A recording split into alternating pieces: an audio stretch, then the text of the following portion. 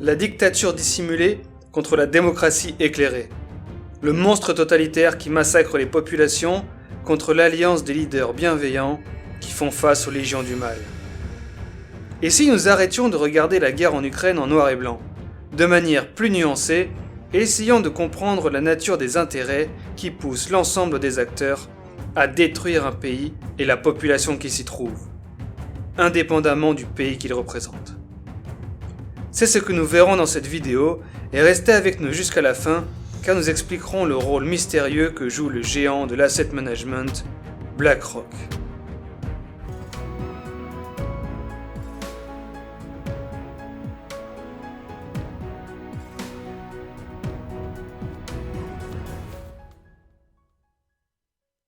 Dès le début de la guerre, chaque camp médiatise les raisons qui l'engagent dans le conflit. D'un côté, le président Poutine dénonce les massacres des populations russes dans le Louhansk et le Donetsk, par le gouvernement ukrainien, ainsi que la nazification du pays. De l'autre, l'Ukraine défend son territoire, niant ces accusations, et l'alliance des pays de l'OTAN annonce défendre la démocratie et le droit de souveraineté de l'Ukraine. De chaque côté, la narrative est construite et imposée à la population. Est-ce que la propagande est plus forte d'un côté que de l'autre ? Il est important de se poser la question. Prenons l'exemple de la France. Chaque média présente-t-il de manière indépendante le résultat de ses recherches dans les news ? Eh bien, pas du tout. De manière générale, l'agence France Presse ou AFP concentre l'information et la redistribue à chaque agence. Le rôle de leurs journalistes est donc de retranscrire les informations à leur manière. Mais le contenu et le message passé leur est imposé par l'AFP. Et ce cas de figure se répète dans la plupart des pays. Aux États-Unis, 2 sociétés détiennent une part importante dans l'ensemble des principales sociétés de médias. Revenons-en à la guerre en Ukraine. Elle a débuté en février 2022, mais les origines du conflit remontent à bien plus longtemps. Arrêtons-nous toutefois en 1991, à la fin de l'URSS. À ce moment, le gouvernement russe a accepté le démantèlement à la condition que l'OTAN ne s'étende pas plus à l'est. Pourtant, l'OTAN a poursuivi son programme d'expansion jusqu'aux portes de l'Ukraine. En 2010, un gouvernement pro-russe est élu. Le camp de l'Ouest dénonce les élections. En 2013, le président refuse de signer un rapprochement Europe-Ukraine et renforce les liens avec la Russie. En novembre, les protestations pro-Europe se font entendre, et un coup d'État renverse le gouvernement pro-russe. Peu après, la Russie répond en envahissant et annexant la Crimée, une région de l'Ukraine. Depuis, les tensions sont à leur paroxysme, et l'est de l'Ukraine, dont la population est majoritairement russe, est au centre du conflit. Les intérêts médiatisés qui mèneront à la guerre sont clairs.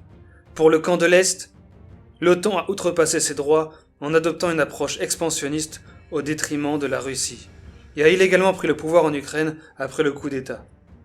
Pour le camp de l'Ouest, la Russie ignore la souveraineté de l'Ukraine, massacre la population et attaque un pays sans raison justifiée.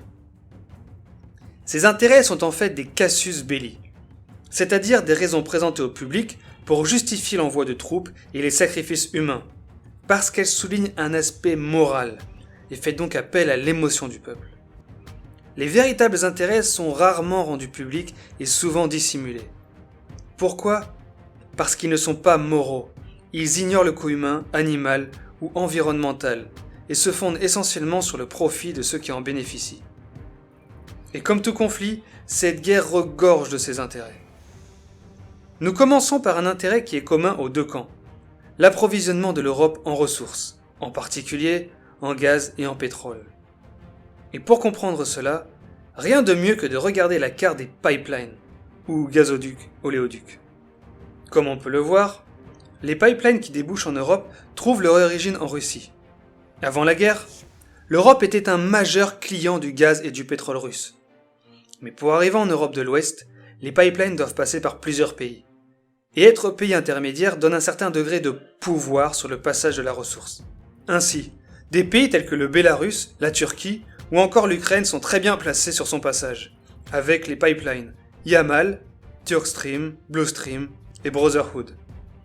Un pays comme l'Ukraine est donc au cœur de ce marché et il est primordial pour la Russie d'exercer un minimum de contrôle sur le pays au risque de voir l'écoulement du gaz et du pétrole coupé.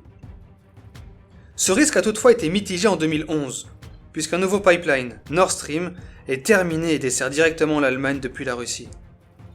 En septembre 2021, Nord Stream 2 est terminé et il est prévu que sa capacité d'acheminement soit le double que celle de Nord Stream, augmentant donc considérablement la provision d'énergie en Europe.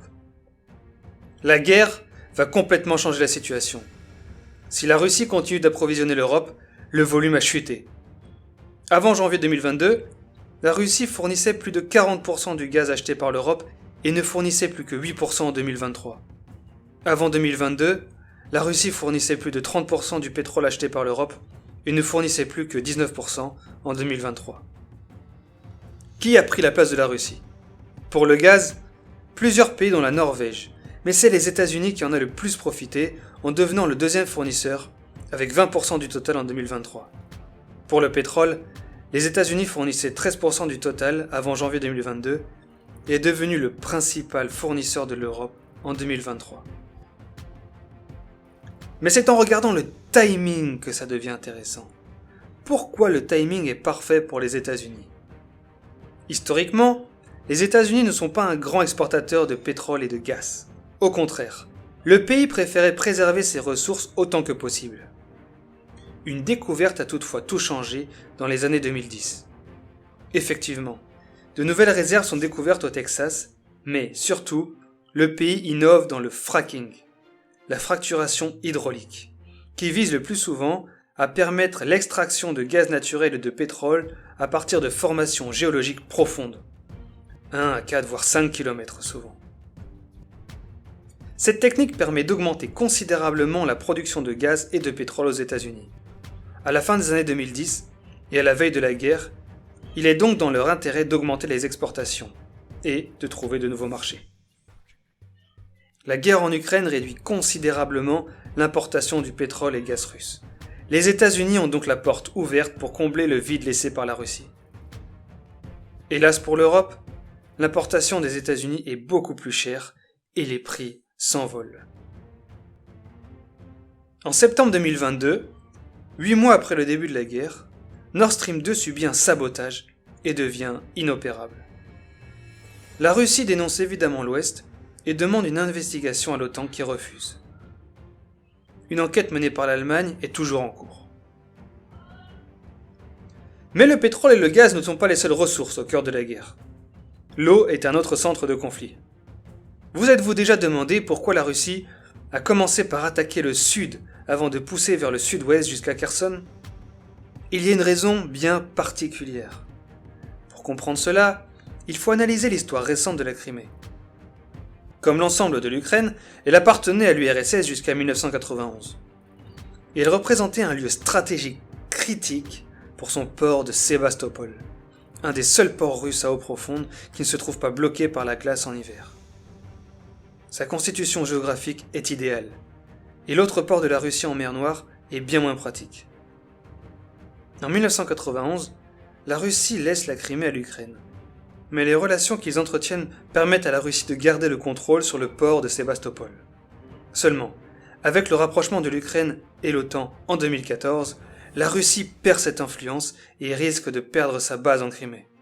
Elle envahit donc la région en 2014 et l'annexe à son territoire, sous le prétexte que la majorité de la population est russe et désire être rattachée à la Russie.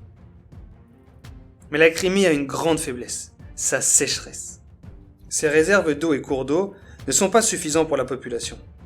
Pour résoudre le problème, l'URSS avait creusé un canal à partir du Dniepr qui approvisionne la Crimée en eau.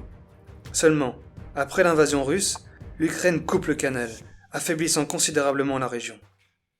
Au premier jour de la guerre en Ukraine, en février 2022, le premier objectif est donc clair, rouvrir le canal.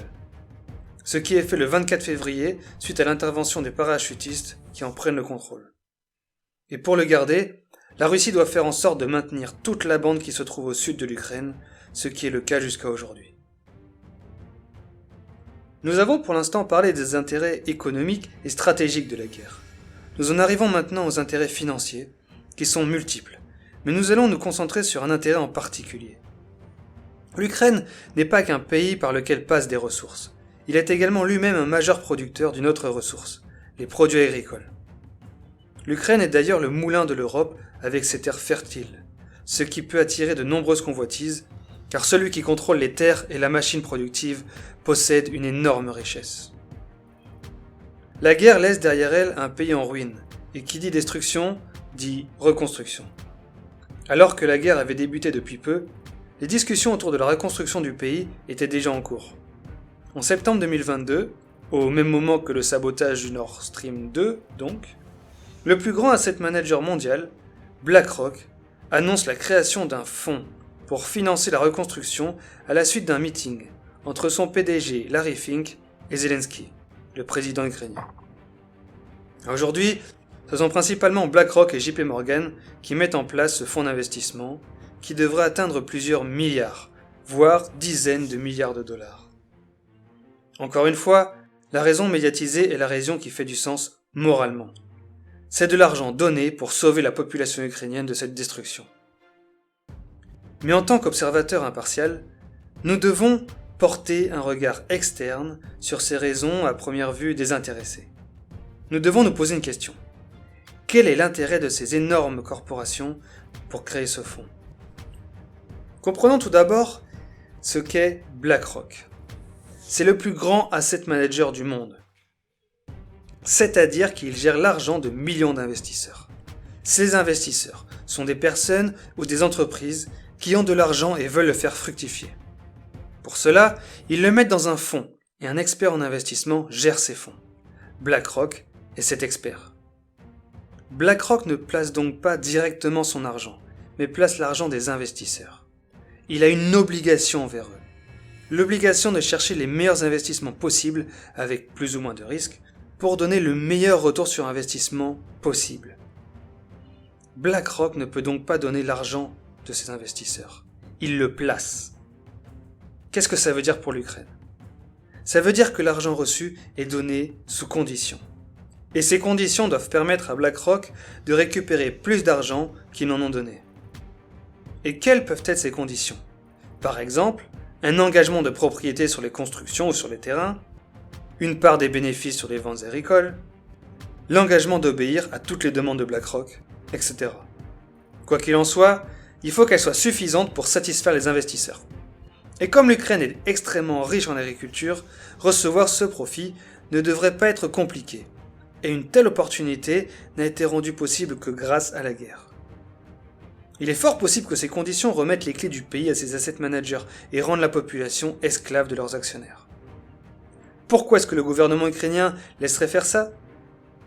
Je ne répondrai pas à cette question, mais je donnerai un chiffre. L'Ukraine est généralement classée entre 140 et 150 dans le pays de l'indice de corruption, sur un total de 175 pays. Un autre intérêt financier majeur est les profits réalisés sur les ventes d'armes et autres activités militaires engendrées par la guerre en Ukraine. Ce marché concerne l'ensemble des guerres dans le monde, et nous ferons donc une vidéo spécifique sur le sujet. En attendant, regardons quelques chiffres. Nous sommes aujourd'hui autour de 110 milliards de dollars d'aide militaire envoyée en Ukraine. Argent qui vient bien évidemment des impôts des populations des pays impliqués. Et la question que l'on se pose ici, à qui profite cet argent ? Le sénateur Mitch McConnell a dit « Ne vous inquiétez pas, cet argent ne va pas vraiment à l'Ukraine, il va aux entreprises d'armement américaines. » Comme pour les asset managers, ces entreprises ont l'obligation de satisfaire leurs investisseurs et cherchent les meilleures opportunités pour faire du profit. Et quelle opportunité que 110 milliards de dollars, dont nous ignorons bien entendu le profit qu'ils ont fait dessus. Mais qui détient ces entreprises d'armement ? Eh bien, plusieurs larges entreprises. Mais la plus grande entreprise de production d'armes et de services militaires en 2022 est Lockheed Martin Corp. Et 7% de cette entreprise est détenue par BlackRock. Évidemment, puisqu'ils détiennent des parts dans tous les types d'activités. BlackRock se montre d'un côté comme un mécène, en prenant la reconstruction d'un pays, et, de l'autre côté, finance les guerres. Voyez-vous le conflit d'intérêts ? Oh, et vous souvenez-vous des deux sociétés qui détiennent une part significative dans l'ensemble des principales sociétés de médias aux États-Unis ? L'une est Vanguard et l'autre BlackRock. Comme toujours, il est important de nuancer nos propos. Ainsi, le timing entre l'explosion de l'exportation de pétrole et gaz des États-Unis et la guerre en Ukraine n'est peut-être qu'une coïncidence. De même, nous ne cherchons pas ici à démontrer que BlackRock domine le monde, sujet qui est largement repris et qui s'étend au-delà de notre vidéo. Nous parlons ici d'un asset manager géant qui a l'obligation de faire fructifier l'argent qui lui est confié. Pourquoi dit-on que BlackRock domine le monde ? Pour ses parts dans un énorme nombre de sociétés, en particulier les plus grandes, et donc son poids sur les décisions des sociétés dans tout secteur. Il est toutefois important de comprendre que ces parts ne permettent pas forcément de contrôler les sociétés. D'ailleurs, des investissements de BlackRock sont faits dans les ETF, c'est-à-dire des fonds qui se managent d'eux-mêmes, puisqu'ils suivent des index. Par exemple, un ETF SP500 investit de manière automatique dans les plus grandes sociétés aux États-Unis. Maintenant, il est possible que les droits de vote leur donnent de l'influence dans la gouvernance de ces sociétés. Le but de notre chaîne est de créer des connexions entre des faits. Ici, nous cherchons surtout à montrer à qui profite la guerre, ce qui ne veut pas forcément dire que ce sont eux qui l'ont déclenchée. La réponse à cette question vous est propre et doit découler de votre propre réflexion. Est-ce que BlackRock a déclenché la guerre pour contrôler l'Ukraine ? Est-ce que les sociétés de pétrole et gaz aux États-Unis ont fait du lobby pour faire monter la tension jusqu'à ce que la Russie lance son invasion ?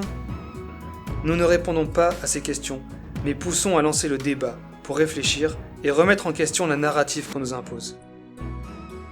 Et, bien entendu, des intérêts économiques et financiers se cachent également du côté russe, et se rejoignent peut-être tout en haut des deux côtés. La guerre en Ukraine cache de nombreux autres intérêts, et je n'ai traité ceux qui sont présentés ici qu'en surface, pour ne pas trop rallonger la vidéo. Vous pourrez noter que tous ces intérêts tournent autour du contrôle des ressources et de leur acheminement. C'est un sujet qui reviendra systématiquement dans nos vidéos sur les conflits dans le monde. Cet enjeu a toujours été au cœur des préoccupations en Europe, un continent pauvre en ressources naturelles. Les objectifs de la colonisation et de la récupération des ressources ont toujours été étroitement liés. La colonisation étant terminée, comment font-ils aujourd'hui pour résoudre ce problème ? C'est un sujet que nous traiterons dans notre prochaine vidéo. N'hésitez donc pas à vous abonner pour ne rien rater.